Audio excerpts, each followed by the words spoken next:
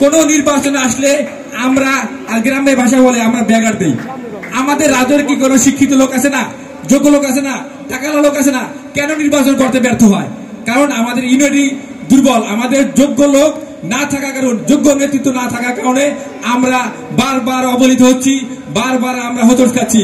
আমরা এই দেশ পরিবর্তনের প্রেক্ষাপটে আগামী দিনে আমরা রাজনবাসী ঐক্যবদ্ধ হয়ে আমরা ব্যারিস্টার শহীদুল ইসলাম ভাইয়ের হাতকে শক্তিশালী করব এবং আমরা আগামী দিনে রাজনবাসী শুধু শহীদুল ভাই ব্যারিস্টার যদি এই পথে অতিবাহিত হতে পারে, আগামী দিনে আমাদের প্রজন্ম সুযোগ পাবে এবং উৎসাহিত হবে, সাবাস পাবে।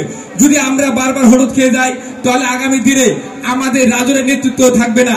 আমি বিশেষভাবে অনুরোধ করব, আমরা ব্যারিস্টার শহীদুল ভাই না, যে কোনো লোক হোক, রাজনের স্বার্থে আমরা ঐক্যবদ্ধ থাকবো।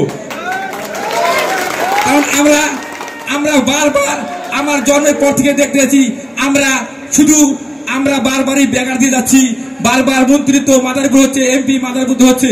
আমাদের রাজনবাসী অবহেলিত, আমাদের সুখ দুঃখের কথা বলতে হলে সেই মাদারপুর যাওয়া লাগে। যদি আমাদের রাজনে কোনো একজন ব্যক্তি থাকে, যোগ্য লোক থাকে, যোগ্য ক্যান্ডিডেট থাকে, তাহলে আমাদের ওই 100, 200, 500 টাকা খরচা করে রাত বসে থেকে অপেক্ষা করা লাগবে না। যদি রাজনে কোনো ক্যান্ডিডেট হয় তাহলে আমরা সহজে 20 টাকা ভ্যান ভাড়া দিয়ে, অটো ভাড়া দিয়ে তার সুখ দুঃখের কথা বলতে পারবো।